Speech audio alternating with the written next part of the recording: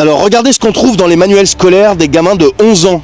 Vous voyez, là je suis à côté d'une école, vous entendez peut-être les enfants qui sont en train de jouer dans la cour. Donc des gamins de cet âge-là, d'accord, des gamins de cet âge-là, on trouve ça dans leur manuel scolaire, approuvé par l'éducation nationale. Regardez, on en parle juste après. Attention, accrochez-vous, je vais vous lire des phrases qui sont actuellement dans les manuels et sur les sites internet adressés aux enfants de 11 ans et agréés par l'Académie nationale de l'éducation française. En gros, à 11 ans, on a comme proposition des manuels scolaires. À l'intérieur, il y a des sites internet où on peut directement aller se renseigner pour un peu plus. C'est adressé aux enfants de 11 ans et c'est agréé par l'éducation nationale. Donc je vous lis des phrases. Faire l'amour à plusieurs. C'est quoi le sexe oral?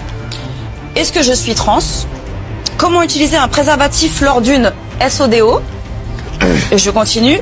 Est-ce que des pratiques sexuelles peuvent s'échanger contre de l'argent ou un cadeau? Donc voilà, donc je rappelle que toutes ces informations, c'est adressé aux enfants de 11 ans. De 11 ans seulement. La fellation est aussi appelée pipe, voilà, c'est qui dit. Alors c'est quoi l'objectif en fait? C'est quoi l'objectif? Et quand vous regardez les déclarations des politiciens, mais vous tombez à la renverse. Roselyne Bachelot, qui est réputée d'être une femme normalement de droite, et qui a normalement certaines limites, eh bien non. Roselyne Bachelot, dans un article du Parisien, qui date d'hier je crois, vous explique qu'elle espère que le gouvernement ne va pas céder, et quand vous lisez l'article, à quelques conservateurs. Et que l'éducation, ça veut pas dire pervertir. Non mais arrêtez de jouer avec les mots. Les gamins n'ont pas à être exposés à ce genre de propos. Non mais ils n'ont pas à être exposés à ce genre de propos. Mais qu'est-ce que c'est que ce truc? Mais si on veut pas que nos gamins soient exposés à ce genre de choses, mais qui êtes-vous pour juger à nos places en tant que parents? Qui êtes-vous?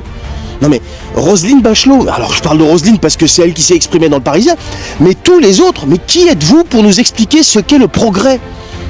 Est-ce que le progrès, c'est d'expliquer ce genre de conneries à nos gosses? Expliquez-moi, je sais pas, je comprends pas moi. Est-ce que vous appelez ça le progrès? Mais qu'est-ce qui va se passer quand votre gamin va se pointer à la maison et qui va commencer à vous parler de ça, là, de ce qu'il apprend à l'école? Mais comment vous allez réagir en tant que parent, par exemple? Et qu'est-ce que vous allez dire à ce moment-là aux gens qui ont imposé ça à vos gosses?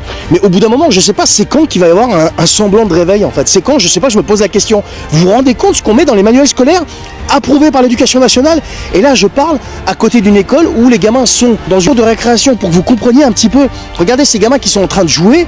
Est-ce que vous imaginez, alors, pas dans cette école-là, mais est-ce que vous imaginez ces gamins exposés à ce genre de propos? Non mais c'est un truc de fou. Je sais pas, je fais exprès d'être à côté de la cour là pour que vous entendiez bien le bruit de gamins qui sont en train de jouer et que vous preniez conscience de ce qu'ils sont en train de leur foutre dans la tête. Je sais pas, moi ça me révolte complet.